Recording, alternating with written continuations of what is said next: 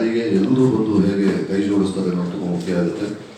ಇವತ್ತೆಲ್ಲ ಸೇರಿದ್ದೀವಿ. 1ನೇ ತಾರೀಕಿಗೆ ನಾವು ಆ ಕಾರ್ಯಕ್ರಮ ಬೆಳಿಗ್ಗೆ 11 ಗಂಟೆಗೆ ಕ್ರಾಂತಿವೀರ ಸಂಗೊಳ್ಳಿ ರಾಯಣ್ಣ ರೈಲ್ವೆ ಸ್ಟೇಷನಿಂದ ಫ್ರೀಡಮ್ ಪಾರ್ಕ್ ಹೋಗುತ್ತೆ. ನನ್ನ ವಿಶ್ವವಿದ್ಯಾಲಯದ ಮಿತ್ರರ ಸಹಕಾರ ತುಂಬ ದೊಡ್ಡದಿದೆ. ಅವರೆಲ್ಲರಿಗೂ ಅವ್ರು ಬಂದು ಕೈ ಜೋಡಿಸ್ಬೇಕು. ಇಂಥ ಒಂದು ಹೋರಾಟಕ್ಕೆ ನಾವು ಕೈ ಜೋಡಿಸಿದಾಗ ನಾವಿನ್ನೂ ಗಟ್ಟಿಯಾಗ್ತೀವಿ.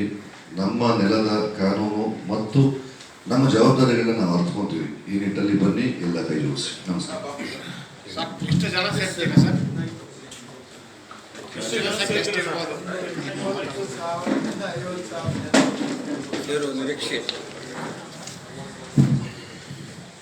ಪತ್ರಿಕೆ ಮಾಧ್ಯಮಗಳಿಗೆ ಮತ್ತೊಮ್ಮೆ ಸ್ವಾಗತ ಬಯಸ್ತಾ, ಮನುಷ್ಯನಾಗಿ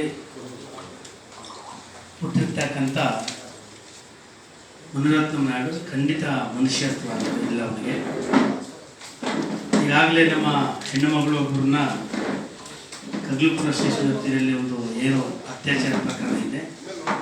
ಆ ಹೆಣ್ಣು ಮಗಳು ಹೇಳ್ತಾ ಇದ್ದಾಳೆ, ವಿಧಾನಸೌಧ, ವಿಕಾಸಸೌಧ ಕಾರಲ್ಲಿ ಅತ್ಯಾಚಾರ ಮಾಡಿದಂಥ ಮುನಿರತ್ನ ನಾಡು ಅಂತ ಹೇಳಿರ್ತಕ್ಕಂಥ ಹೇಳಿಕೆಯನ್ನು ನಾವು ನೋಡೋದಾದರೆ ಬಹುಶಃ ವಿಧಾನಸೌಧಕ್ಕೆ ಬರಲಿಕ್ಕೆ ನಾಲಾಯಕ್ಕಾಗಿರ್ತಕ್ಕಂಥ ಈ ಮುನಿರತ್ನಂ ಅವರನ್ನು ಈ ಕೂಡಲೇ ವಿಧಾನ ಸಭೆ ಸದಸ್ಯತ್ವದಿಂದ ಅದನ್ನ ಅನರ್ಹ ಮಾಡಬೇಕು.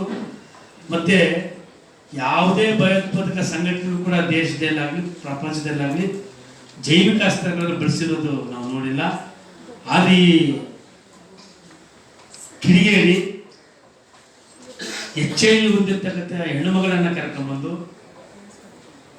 ಕೆಲವು ಅಧಿಕಾರಿಗಳು ಮತ್ತು ಸ್ನೇಹಿತರನ್ನು ಮುಗಿಸ್ಲಿಕ್ಕೆ ಒಂದು ಪ್ರಚೋದನೆ ನೀಡಿದಂಥ ಇಂಥ ತಿರುಗೇಡಿಯನ್ನು ಗಡಿಪಾರು ಮಾಡ್ತಕ್ಕಂಥ ಒಂದು ವ್ಯವಸ್ಥೆ ಸರ್ಕಾರ ಮಾಡಬೇಕು.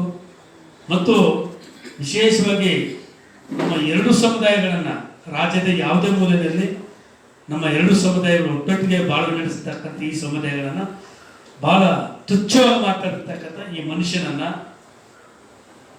ಗಲ್ಲಿಗೇರಿಸಲು ಕೂಡ ತಪ್ಪಾಗಲಾರ್ದು. ಯಾಕಂತ ಹೇಳಿದ್ರೆ ಆತನ ಪ್ರತಿಯೊಂದು ಮಾತು, ಪ್ರತಿಯೊಂದು ಇದನ್ನು ನೋಡಿದಾಗ ಮನುಷ್ಯ ಕುಲಕ್ಕೆ ಅವನು ಅವಮಾನ ಅಂತ ಅವಮಾನ ಆಗಿರ್ತಕ್ಕಂಥ ಇವನನ್ನ ಗಲ್ಲಿಗೆ ಕೂಡ ಏರಿಸೋದ್ರಲ್ಲಿ ತಪ್ಪೇನಿಲ್ಲ ಅಂತ ಈ ಸಂದರ್ಭ ಹೇಳ್ತಾ, ಈ ರಾಜ್ಯದ ಇಡೀ ಎಲ್ಲ ಶೋಷಿತ ಸಮುದಾಯ ಮತ್ತು ಪ್ರಗತಿಪರರು, ಈ ನಾಡನ್ನು ಕಟ್ಟಿರ್ತಕ್ಕಂಥ ಕೆಂಪೇಗೌಡ ವಾರಸುದಾರರು ಮತ್ತು ಅಂಬೇಡ್ಕರ್ ಅವರ ವಾರಸುದಾರಿ ನಾವೆಲ್ಲ ಏನಿದ್ದೀವಿ, ನಾವೆಲ್ಲರೂ ಕೂಡ ಸಹಸ್ರಾರು ಸಂಖ್ಯೆಯಲ್ಲಿ ಬರೋದ್ರ ಮೂಲಕ ಅಕ್ಟೋಬರ್ 1ನೇ ತಾರೀಕು ಈ ರಾಜ್ಯದಲ್ಲಿ ಒಂದು ಏನು ಮುಂದಿನ ದಿನಮಾನಗಳಲ್ಲಿ ಇಂಥ ಕೆಟ್ಟ ಚರಿತ್ರೆ ಇರ್ತಕ್ಕಂಥ ಯಾವುದೇ ರಾಜಕಾರಣ ಇರಲಿ, ಈ ಥರ ಕೆಟ್ಟ ಮನಸ್ಥಿತಿ ಇರ್ತಕ್ಕಂಥವ್ರನ್ನ ಸಂಪೂರ್ಣವಾಗಿ ತಿರಸ್ಕಾರ ಮಾಡ್ತಕ್ಕಂಥ ಒಂದು ಚಾಲೆಂಜನ್ನು ಅಕ್ಟೋಬರ್ 1ನೇ ತಾರೀಕು ನಾವು ಪ್ರದರ್ಶನ ಮಾಡೋದ್ರ ಮೂಲಕ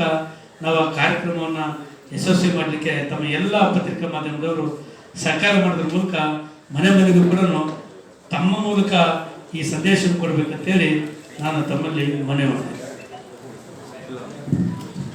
ಎಲ್ರಿಗೂ ನಮಸ್ಕಾರ.